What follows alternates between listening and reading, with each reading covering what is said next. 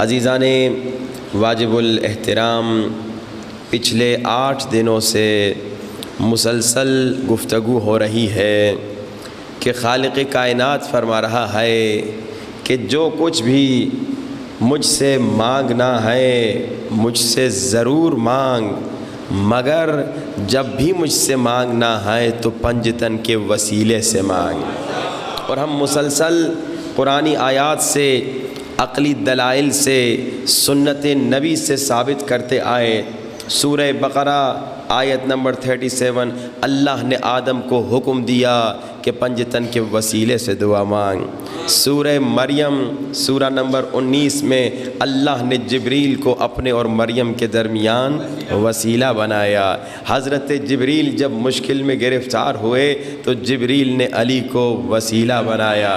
مسلسل گفتگو ہو رہی ہے کہ جب بھی رسول خدا کے پاس کوئی آتا تھا دعا منگوانے تو رسول خدا کہتے تھے خدایا اس مشکل میں گرفتار پہ رحم فرما علی کے صدقے میں۔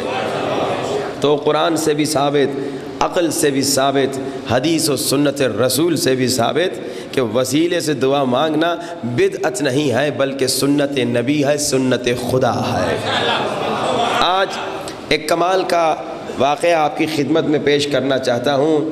حضرت عبداللہ ابن مسعود اللہ کے رسول کے صحابی ہیں، ایک مرتبہ آ گئے رسول خدا کے پاس اور کہا کہ یا رسول خدا آج میرا جی کر رہا ہے آپ مجھے حق دکھائیں، آج مجھے حق دکھائیے، حق سمجھائیے۔ تو اللہ کے رسول نے کہا عبداللہ ابن مسعود تو کمرے میں چلا جا تمہیں حق نظر آ جائے گا، تو کمرے میں چلا جا تجھے حق نظر آ جائے گا۔ اب عبداللہ ابن مسعود کو معلوم نہیں کہ کمرے میں کیا ہے، کمرے میں کون ہے، کمرے میں حق کیسے نظر آئے گا۔ عبداللہ ابن مسعود کہتے ہیں میں یہاں کمرے میں آیا تو مجھے علی نظر آ گئے۔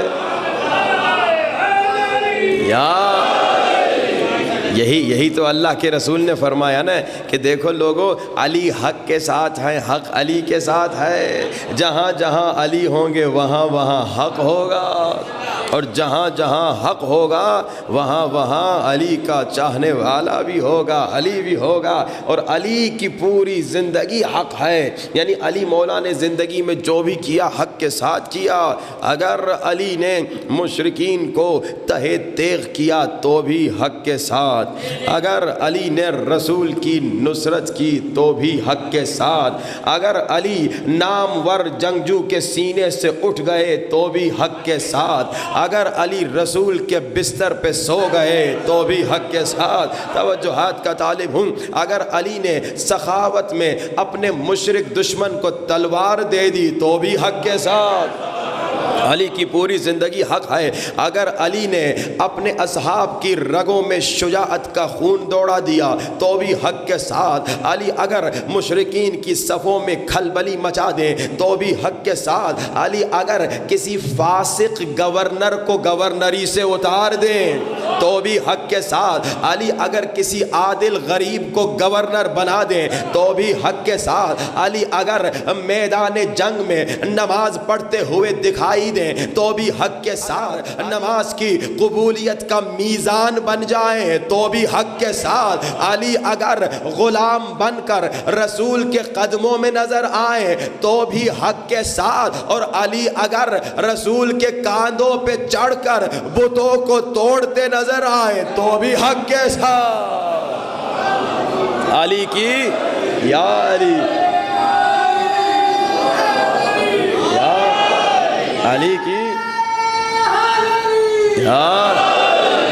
علی کی پوری زندگی حق ہے، علی کی پوری زندگی حق ہے۔ یہی تو اللہ کے رسول نے حضرت ابو ذر کو بھی بتایا تھا، ابو ذر، اور یہ پیغام تمام مسلمانوں کے لیے ہے، ابو ذر اگر تم نے دیکھا کہ سارے مسلمان ایک طرف جا رہے ہیں، ابو ذر اگر تم نے دیکھا کہ سارے صحابی ایک طرف جا رہے ہیں، ابو ذر اگر تم نے دیکھا کہ سارے انسان ایک طرف جا رہے ہیں، لیکن ابو ذر اگر تو نے دیکھا علی دوسری طرف جا رہے ہیں تو مسلمانوں کا پیچھا نہ کرنا، مسلمانوں کے پیچھے نہ جانا، صحابیوں کے پیچھے نہ جانا، بلکہ بس علی کے پیچھے جانا۔ رسول فرما رہے ہیں کیونکہ علی حق کے ساتھ ہیں، حق علی کے ساتھ ہے۔ اب عبداللہ ابن مسعود کہتے ہیں میں نے کہا کہ یا رسول خدا مجھے حق دکھائیے، مجھے حق سمجھائیے، تو اللہ کے رسول نے کہا کمرے میں چلے جاؤ۔ کہا میں کمرے میں کیا؟ تو علی نظر آ گئے۔ اچھا علی مولا نماز پڑھ رہے تھے اور نماز میں دعا کر رہے تھے۔ کہا میں نے غور کیا، سنوں مولا علی دعا میں کیا کہہ رہے ہیں۔ کہا مولا علی نے کہا خدایا، ہمارا موضوع کیا ہے؟ وسیلہ۔ اب مولا علی ڈائریکٹ کہہ سکتے تھے لیکن مولا علی نے ڈائریکٹ نہیں کہا بلکہ مولا علی نے وسیلہ بنایا۔ کسے وسیلہ بنایا؟ عبداللہ ابن مسعود کہتے ہیں مولا علی نے کہا خدایا تجھے مصطفیٰ کا واسطہ میرے شیعوں کو بخش دے، خدایا تجھے مصطفیٰ کا واسطہ، یعنی رسول کو وسیلہ بنایا کہ میرے شیعوں کو بخش دے۔ یہاں تک عبداللہ ابن مسعود نے کہا میں کنفیوز نہیں تھا، کہا میں نے مولا کو دیکھا، مولا کی دعا کو سنا اور میں باہر نکلا۔ جب میں باہر نکلا تو میں نے دیکھا کہ رسول خدا بھی نماز پڑھ رہے ہیں اور نماز میں رسول بھی دعا کر رہے ہیں۔ کہا اب میں پریشان ہو گیا، اب میں حیران ہو گیا، کیونکہ وہاں کمرے میں علی مولا خدا کو مصطفیٰ کا واسطہ دے رہے تھے، یہاں تک تو مجھے بات ہضم ہو گئی، سمجھ میں آ گئی، لیکن یہاں میں نے دیکھا کہ اللہ کے رسول نماز میں دعا کر رہے ہیں اور کہہ رہے ہیں خدایا تجھے مرتضیٰ کا واسطہ، خدایا تجھے علی کا واسطہ میری امت کو بخش دے۔ اب عبداللہ ابن مسعود تو حق کی تلاش میں آئے تھے کہ حق دکھائیے، یہ پریشان ہو گئے۔ اب اللہ کے رسول نماز پڑھ رہے ہیں، اللہ کے رسول کی نماز ختم ہوئی، اللہ کے رسول نے ابن مسعود کی طرف دیکھ کر مسکرا کر کہا تو پریشان کیوں ہوا ہے؟ کہا یا رسول خدا پریشان اس لیے ہوا ہوں کہ وسیلہ بنایا جاتا ہے افضل کو۔ جب تک علی مولا نے آپ کو وسیلہ بنایا تو مجھے بات سمجھ میں آ رہی تھی، لیکن اب میں نے دیکھا کہ آپ نے بھی علی کو وسیلہ بنایا، میں پریشان اس لیے ہوں کہ سمجھ نہیں آ رہا آپ افضل یا علی افضل، نبی افضل یا علی افضل۔ آپ تو افضل ہیں، آپ تو نبی ہیں، تو آپ علی کو وسیلہ کیوں بنا رہے ہیں؟ تو اللہ کے رسول نے کہا پریشان کیوں ہو رہے ہو؟ جس نور سے نبی بنے ہیں اسی نور سے علی بنے ہیں۔ پریشان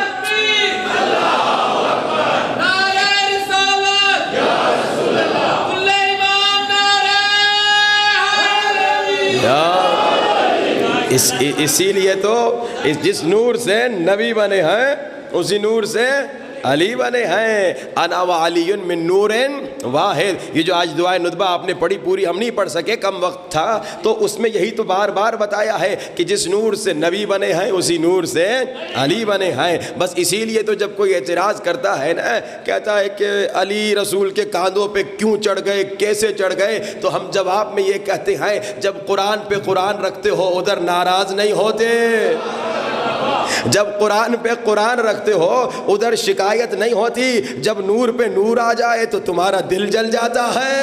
اصل میں یہ بغض ہے، یہ دشمنی ہے۔ قرآن پہ قرآن رکھو کیا گناہ ہے؟ نہیں۔ 10 قرآن پہ 10 قرآن رکھو کیا عیب ہے؟ نہیں۔ اسی طرح نبی پہ علی کو رکھو تو کوئی عیب نہیں ہے، یہ ایک ہی نور ہیں۔ اور اسی لیے تاریخ میں ملتا ہے کہ میرے مولا رسول خدا کے بعد جو کچھ لوگ آئے تھے تخت پر بیٹھے تھے، وہ ایک زینہ نیچے بیٹھتا تھا، ایک سیڑھی نیچے بیٹھتا تھا، دوسرا دوسری سیڑھی نیچے، تیسرا تیسری سیڑھی نیچے، یعنی پریکٹیکلی بتا رہا تھا کہ میں اس سے کم ہوں، میں اس سے کم ہوں، میں اس کے برابر نہیں، میں اس کے برابر نہیں۔ سب سے پہلے نے کہا میں نبی کے برابر نہیں، دوسرے نے کہا میں پہلے کے برابر نہیں، اس نے کہا میں اس کے برابر نہیں، یعنی یہ ایک بتانا تھا لوگوں کو۔ اب جب میرے مولا علی آئے تو مولا نے پہلے پر بھی پاؤں رکھا، دوسرے پر بھی پاؤں رکھا، بھائی ممبر کی بات کر رہا ہوں، ممبر کے زینوں کی بات کر رہا ہوں، پریشان نہ ہوئیے، تیسرے زینے پر بھی پاؤں رکھا اور آ کر وہیں بیٹھے جہاں نبی بیٹھتے تھے۔ گویا مولا نے بتایا جیسے نبی ہیں ویسے علی ہیں، بس فرق اللہ اکبر یا رسول اللہ یا علی، بس فرق اتنا ہے جو خود رسول نے کہا الا انہ لا نبی بعدی علی، بس فرق یہ ہے کہ تو نبی نہیں ہے، باقی بس علی اور نبی ایک ہی نور سے ہیں۔ عزیزان محترم، تو آپ نے دیکھا کہ نبی علی کو وسیلہ بنا رہے ہیں، علی کو نبی وسیلہ بنا رہے ہیں اور نبی کو علی وسیلہ بنا رہے ہیں، اور ہمیں میسج دے رہے ہیں کہ دیکھو وسیلے سے دعا مانگنا بدعت نہیں، سنت نبی بھی ہے، سنت علی بھی ہے، سنت خدا بھی ہے۔ اور آپ سن رہے ہیں مسلسل کہ ہم جب بھی مشکل میں گرفتار ہوتے ہیں تو اہل بیت ہمارے مددگار ہیں۔ امام نے کیسے ان بحرین کے شیعوں کو مدد کی جب انہوں نے امام سے مدد مانگی، کیسے اس سعید سنی بچے کو مدد کی جب اس نے شیعہ نہیں تھا، جب اس نے مدد مانگی، کیسے اس عیسائی بچے کو مولا رضا نے شفا دی جب اس نے مدد مانگی۔ مانگو تو صحیح، لیکن دوسرا میں نے کیا کہا، مانگنے میں شرط یہ ہے کہ یقین سے مانگو۔ میں نے شرائط دعا پر زیادہ گفتگو نہیں ہو سکی کیونکہ بیچ میں پھر ایک اور موضوع بھی ہمارا صفات منتظران امام زمانہ بھی شروع ہو گیا تھا کہ امام زمانہ کا انتظار کرنے والوں کی ڈیوٹیز کیا ہیں، تو ہم نے کچھ صفات کی طرف اشارہ کیا۔ ایک، یقین نہ ہو تو آپ کو اتنا جلدی چیز نہیں ملے گی۔